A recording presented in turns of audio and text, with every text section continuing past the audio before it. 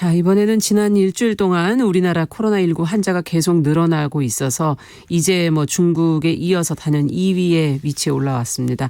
자, 이제 3월이 시작이 됐는데도 아직 계속 환자가 늘고 있는데요. 이 신종 코로나 바이러스 코로나19 관련된 내용을 오늘 또 자세히 좀 살펴보도록 하겠습니다. 연세대학교 원주의과대학 예병일 교수님 전화 연결돼 있습니다. 안녕하십니까, 교수님? 네, 안녕하십니까. 네. 지금 계속 숫자가 늘고 있어서요. 네. 대구에서 또 환자 발생이 많아지고 있는데, 미국에서는 지금 1년 이내에 세계 전체 인구의 40에서 70% 정도가 감염될 수도 있다, 이런 주장이 나왔어요. 네. 도대체 그렇다면 언제쯤 진정이 될까요? 그 미래를 내다볼 수 없는 게 이제 사람의 한계죠. 예.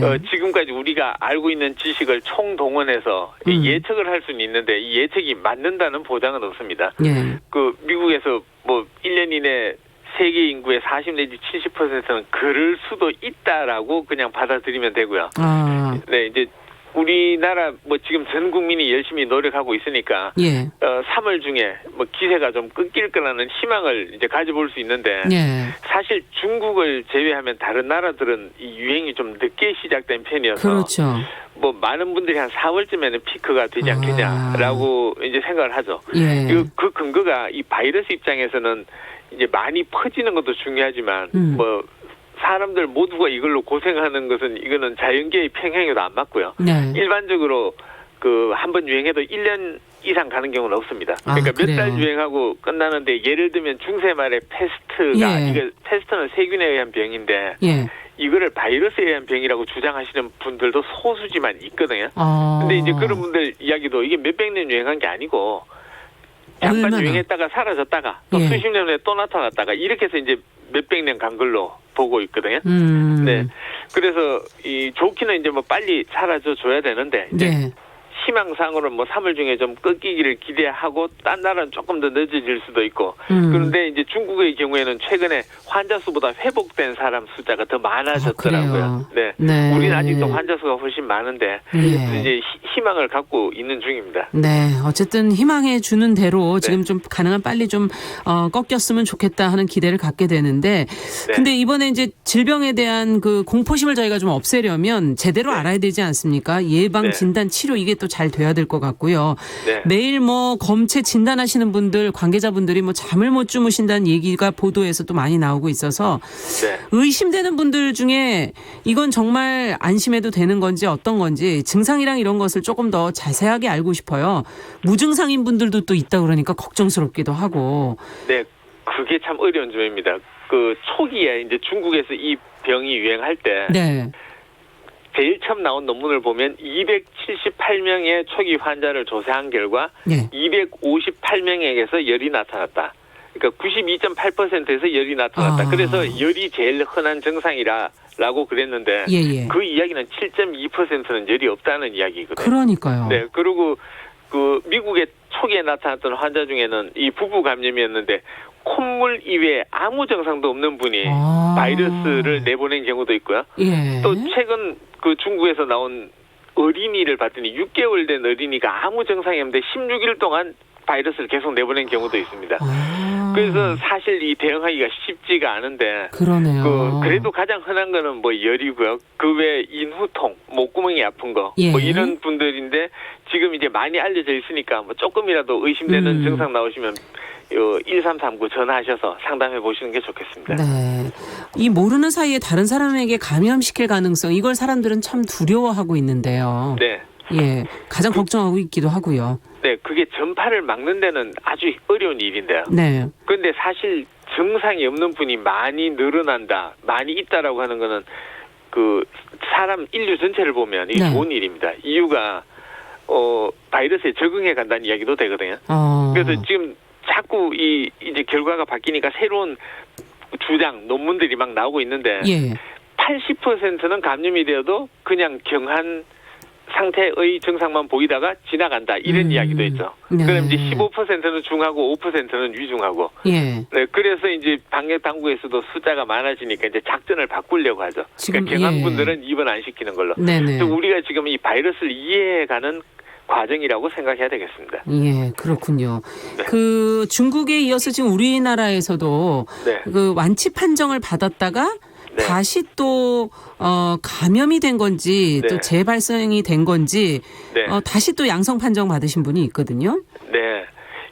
이게 참 우리 생명과학의 어려운 점인데요. 면역력이 생기진 않나요, 이거는? 면역력이 생기는 것도 기대는 할 수 있습니다. 근데 이제 예. 면역력이 어떻게 생기느냐. 그다음에 바이러스가 변종이 이 사람한테 생긴 면역력을 빠져나가는 방법으로 변이가 생기는가. 이거에 따라서 이제 재감염이 된다 안 된다가 결정나고요.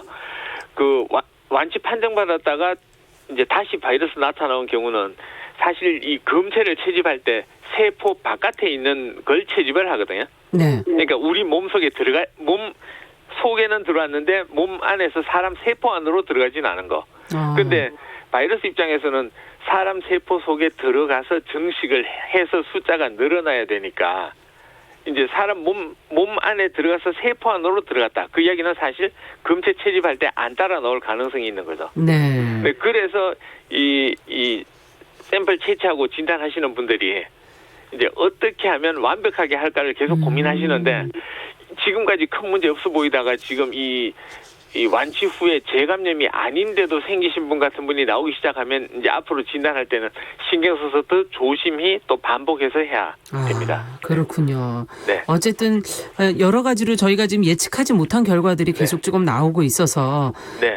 어쨌든 메르스보다는 치명률은 좀 낮은 것 같고 네. 신종플루보다는 조금 더 높다 뭐 이런 얘기들이 지금 나오고 있는데 네. 입원 대기 중에 병이 악화돼서 사망하신 그런 경우도 보게 되고요.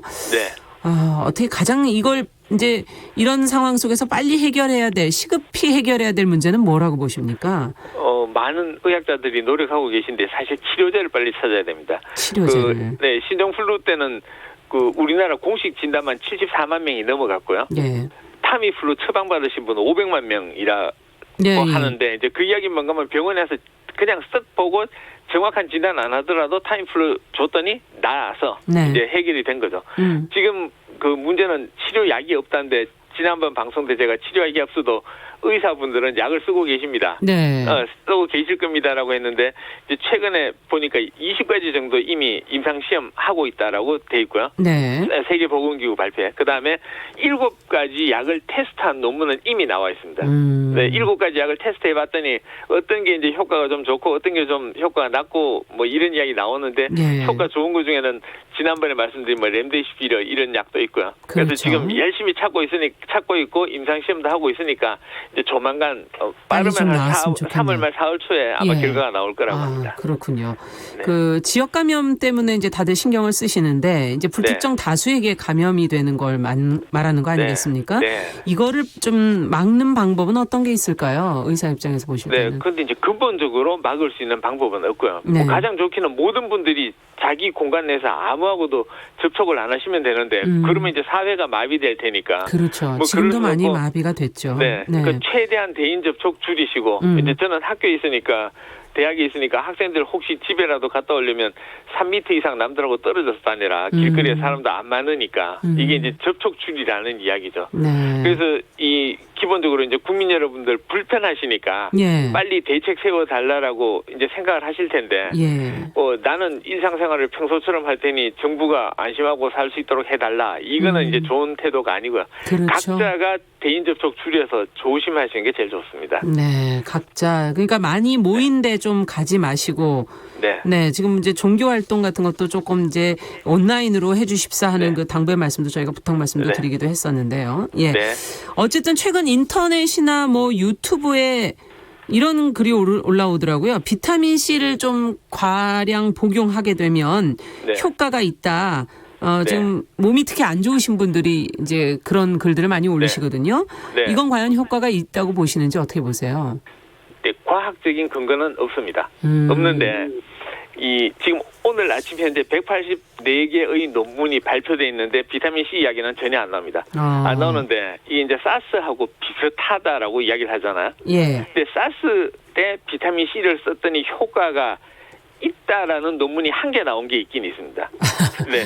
그런데 네. 이제 비타민 C를 많이 쓰자라고 주장하시는 분들 중에는 노벨상 2번 탄 라이너스 폴린 같은 분도 계신데 예. 그분은 뭐 저 90년대 세상 떠나셨고요. 근데 비타민 C가 우리 몸에 많이 들어가도 이게 수용성 비타민이어서 지용성 비타민보다는 조금 낫습니다. 낫다는 게 많이 들어가도 배출이 잘 되니까 네. 중독 증상이 안 생깁니다.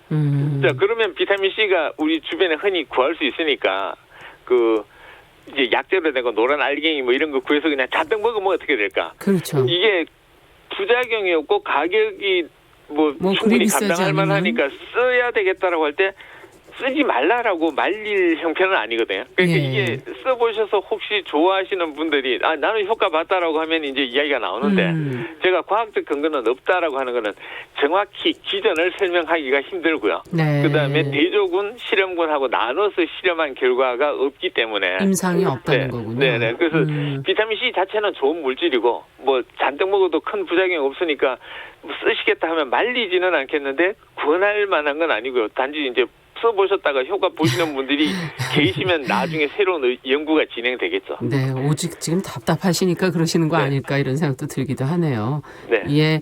끝으로 이런 지금 약보다는 아무래도 개인 위생에 더 신경 쓰시는 게 더 중요하겠죠. 네. 네. 개인 손 씻는 거 암만 강조해도 지나치지 않습니다. 네, 알겠습니다. 오늘 말씀 잘 들었습니다. 네, 감사합니다. 네, 연세대학교 원주의과대학 예병일 교수님과 함께 코로나19에 대한 자세한 내용 또 좀 더 짚어봤습니다. 지금까지 계속 그 위세를 떨치고 있지만 교수님 말씀대로 감염주 숫자가 빠른 시일 안에 감소되기를 또 기대를 해보겠습니다.